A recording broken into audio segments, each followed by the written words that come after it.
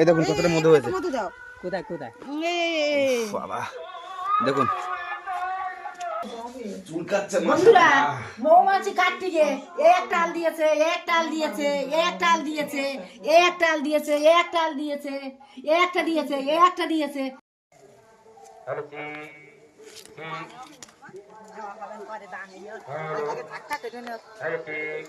নমস্কার বন্ধুরা, আমাদের ছোট্ট পরিবারে সকলকে জানাই অনেক অনেক স্বাগত। তাই একটা মধুর চাক করেছিল বাড়িতে, তা জামাই মেয়ে আসলো, বললাম কাট কাট, তা কাটতেই পারলো না। তাই এখন এই ঠাকুর জামাইটা সকালবেলা আইয়াছে, তাই তো বাবুসো না অনেকদিন একটা মধুর চাক করে গেছে আমার বাড়ি, এই ঠাকুর জামাই কাটতে পারে, ঠাকুর জামাইয়ের কাছে কেটে দিয়ে দিনি। আর সব থেকে বড় ব্যাপার হচ্ছে বন্ধুরা, বাড়িতে যে মধুর চাক করেছে সেই মধুর চাকে কিন্তু ভরপুর মধু হয়েছে। আর মধুর চাকের আশপাশে গেলে প্রচুর কিন্তু মধুর গন্ধ বেরোয়, তাই না বলো? তো এখান থেকে না না পম্পা সবসময় বলে হুমা মধু বাড়িময় মধু গন্ধ হয়ে গেছে, বাড়িময় মধু গন্ধ হয়ে গেছে। তবে চাকটা এখান থেকে দুদিন আগে কাটলে বেশ ভালো হতো, অনেকটা মধু হতো। তো আজকে বন্ধুরা মধুর চাক কিভাবে কাটা হয় সম্পূর্ণ পর্ব জুড়ে দেখতে থাকুন। আশা করি আপনাদের অনেক ভালো লাগবে, কারণ সুন্দরবনের মধুর চাকটা কিন্তু অনেক স্পেশাল একটা ব্যাপার। আর মধুর চাক কীভাবে মধু সংগ্রহ করা হয় এবং মৌমাছি কতটা তীব্র পরিমাণে ঘুরে বেড়ায়, ঠিক আছে, আর একটুখানি যদি এই সুযোগ পায় প্রচুর পরিমাণে কিন্তু আল দিতে পারে। তো সমস্ত রিস্ক নিয়ে যাচ্ছে মধুর চাক কাটতে।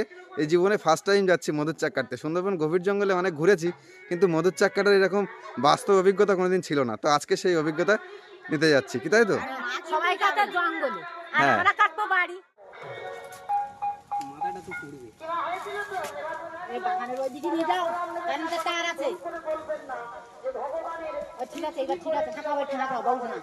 হ্যাঁ এটা নামা দাও। হ্যাঁ ওই ওই বন্ধুরা ফার্স্ট টাইম কিন্তু অভিজ্ঞতা নিতে চলেছি মধুর চাক কাটার। এরকম বাস্তব অভিজ্ঞতা কিন্তু ছিল না, আজকেই কিন্তু প্রথম দিন যেদিনে মধুর চাক কাটতে যাচ্ছি। সুন্দরবনের ছেলে হয়ে মধুর চাক কিন্তু ফার্স্ট টাইম কাটছি। তো সম্পূর্ণ পর্বটি দিয়ে কিন্তু দেখবেন, আশা করি সকলের ভালো লাগবে।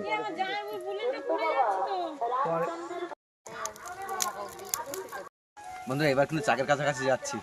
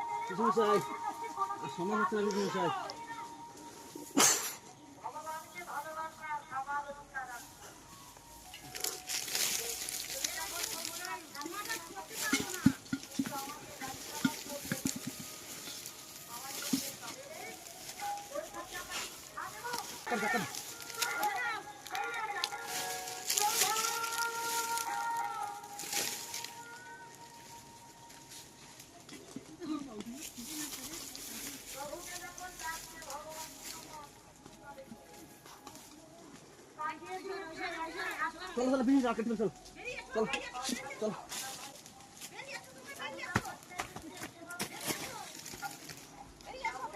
বের আর ছুটি নেই বাবা ফিরাই দিতে। হ্যাঁ ফিরাই দিতে। হ্যাঁ দুধু ভাই হ্যাঁ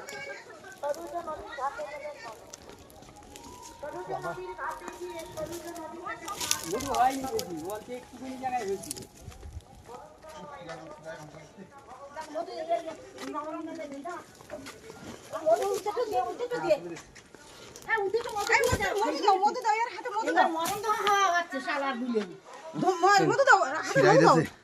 তুমি মৌমাছি থেকে সাবধান, হাতে দাও হাতে দাও, বাবা পুরো হাতে করে দাও। বাবা শিরাই দিছে কি তোমার কথা দিছে। দূর বাবু আমার কামড়ায়নি তো। করে কি একটুকুনি জায়গায় হয়েছে, ওই সব মধু খেয়ে নিয়েছি। হ্যাঁ বাবা বাউসন না কামড়িয়েছে গো, ছিড়াইতে যন্ত্রণা করতে খুব যন্ত্রণা তো করবে। মধু দেওয়ার পরে ঠিক হয়ে যাবে তাও। না মধু দেওয়া আমি একদম তলায় বসে আছি। উফ বাবা। বন্ধুরা খুব কষ্ট করে মধু দেওয়া হয়েছে, যন্ত্রণা করতে খুব খুব কষ্ট করে মোটামুটি মৌচাকটা কেটে আনলাম।